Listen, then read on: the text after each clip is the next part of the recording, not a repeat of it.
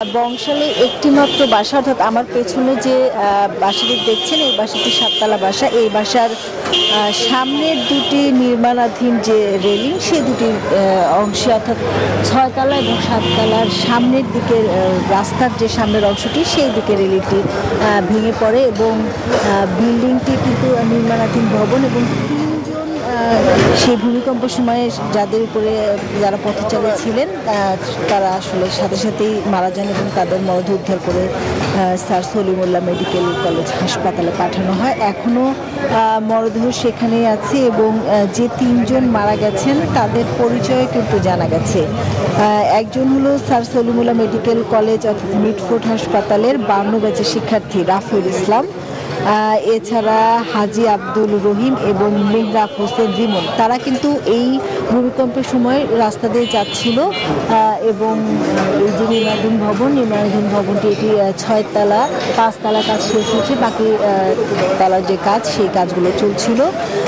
এবং এখানকার এই ঘটনার পরে আসলে এলাকাবাসী যেটি বলছে যে কালকে তারা যে আতঙ্কিত হয়েছেন বা তাদের ভিতরে যে আতঙ্ক কাজ করছিল সেটি কিন্তু এখনও আছে। এছাড়া বাংলাদেশে যেহেতু নরসিংদীতে ভূমিকম্প উৎপত্তিস্থল এবং 5.7 মাত্রা ভূমিকম্পটি হয়েছে, সেই বিষয়টিও আসলে মানে দেশের মধ্যে উৎপত্তিস্থল হওয়ার কারণে কিন্তু মানুষ অর্থাৎ সারা দেশের মানুষই আতঙ্কগ্রস্ত হয়ে পড়েছিল এবং সেই আতঙ্কটি কিন্তু এখনো পর্যন্ত কাটেনি। এছাড়া স্বাস্থ্য মন্ত্রণালয়ের যে হিসাব, সেই হিসাব অনুযায়ী 507 জন, অর্থাৎ গতকাল বিকাল নাগাদ যে তথ্য স্বাস্থ্য মন্ত্রণালয়, সে তথ্য অনুযায়ী 507 জন আহত হয়েছেন। তবে তারা কিন্তু বেশিরভাগই আসলে আতঙ্কিত হয়ে সিঁড়ি দিয়ে দ্রুত নামতে গিয়ে বা হুড়োহুড়ির কারণে বা কারো গায়ের উপরে কোনো জিনিস পড়ে যাওয়ার কারণে আহত হয়েছিলেন এবং বেশিরভাগই চিকিৎসা নিয়ে বাড়ি চলে গেছেন। তেমনি আমাদের আরেকজন সহকর্মী আছেন নরসিংদীতে, জীবন, তার কাছে যাব।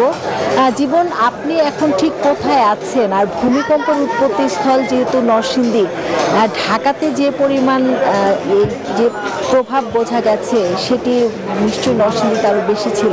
আপনার কাছে সবশেষ কি তথ্য আছে? লাবণী, আপনি যেমনটি বলছিলেন, আমি এই মুহূর্তে রয়েছি নরসিংদীতে। আপনাকে যদি আমি জানিয়ে রাখি যে নরসিংদীতে কিন্তু এই ভূমিকম্পে কিন্তু মারা গেছে 5 জন। এখানে আমি রয়েছি নরসিংদীর গাবতলীতে। এখানে কিন্তু একই পরিবারের বাবা ছেলের মৃত্যু হয়েছে ভূমিকম্পে। আপনাদেরকে যদি আমি একটু দেখাতে চাই, এখানে ঠিক আমার পেছনে দেখবেন যে এই ভূমিকম্পের যেই ভয়াবহ যেই ক্ষতচিহ্ন রয়েছে সেগুলো কিন্তু এখানে আমরা দেখতে পাচ্ছি। এখানে নির্মাণাধীন যে 6তলা ভবন রয়েছে সেটির কিন্তু যেই ইট রয়েছে সেগুলো কিন্তু এখানে পরে কিন্তু বাবা ছেলেই মৃত্যুবরণ করেন এবং একই সাথে কিন্তু আরো একজন একই পরিবারের কিন্তু আহত রয়েছে। আমরা যদি একজনের সাথে কথা বলি, একটু যদি বলেন কিভাবে এই ঘটনা ঘটলো, কি শুনেছেন? আসলে আমাদের এই ছেলেটি যে মারা গেছে ওর নাম হলো ওমর। তো ওর আসল বাড়ি হলো কিশোরগঞ্জ। তো আমাদের মাদ্রাসায় পড়তো, জামিয়া কাসিমিয়া তাহফিজ বিভাগে পড়তো, হেফজখানায় পড়তো। তো অত্যাধিক ভালো ছেলে, শান্ত ছেলে এবং এই বছর পুরস্কার বিতরণীতে সে পুরস্কারও পেয়েছে।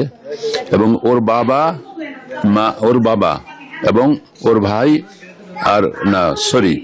ও নিজে, অর্থাৎ ওর বাবা এক ছেলে এক মেয়েকে নিয়ে এই ঘর থেকে বের হচ্ছে। যখনই ভূমিকম্প হয়েছে তখন ওরা ভাবছে যে বাঁচার জন্য আমরা বের হয়ে যাই ঘর থেকে।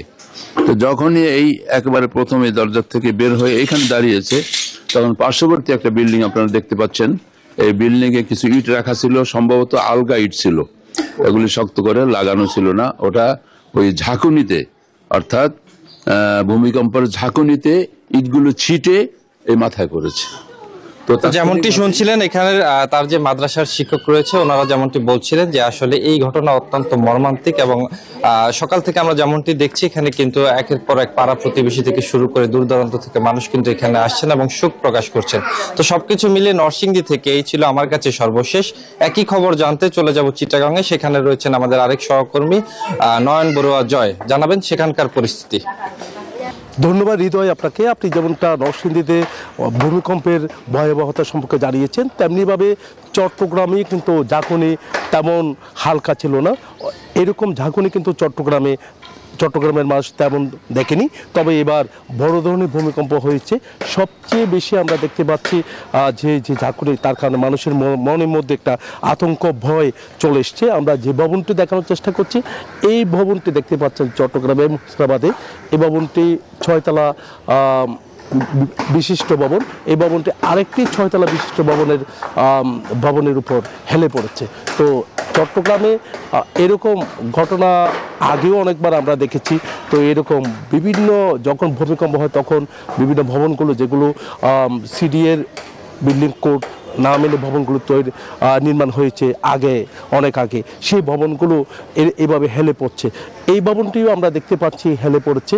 তো এখানে যারা বাসিন্দা আছে তারা এখনো পর্যন্ত বসবাস করছেন। ফায়ার সার্ভিস থেকে নিয়ে, পুলিশ প্রশাসন থেকে নিয়ে গতকাল তাদের একটা টিম এখানে এসে পরিদর্শন করেছেন। ফায়ার কর্মকর্তারা যেমনটা জানিয়েছেন যে এইভাবে যে ঝুঁকিতে বসবাস করা, যে কোনো সময় একটা প্রাণহানির ঘটনা ঘটতে পারে। তো চট্টগ্রাম উন্নয়ন কর্তৃপক্ষ তারা এই ভবনটা নিয়ে তারা কিন্তু আসলে বিভিন্ন ভাবে কিন্তু তারা তদারকি শুরু করেছে। তারা বলছেন তাদেরকে যে মালিকপক্ষ কিন্তু বারবার তাগাদা দেওয়া হচ্ছে বলে তারা জানিয়েছে, যেহেতু এই ভবনটি সাবেক মেয়র মঞ্জুর আলমের ভবন বলে আমরা জানতে পেরেছি।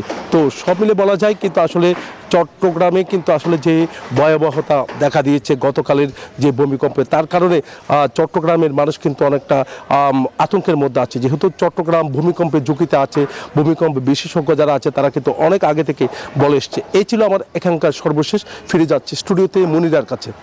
এক্সট্রিম মশার কয়েল প্ল্যান্ট ফাইবার দিয়ে তৈরি, তাই সহজে ভাঙে না, সুগন্ধিযুক্ত ও নিরবিচ্ছিন্নভাবে জ্বলে। ডেঙ্গু, চিকুনগুনিয়া বাহি সহ যে কোনো মশার বিরুদ্ধে দেয় এক্সট্রিম সুরক্ষা।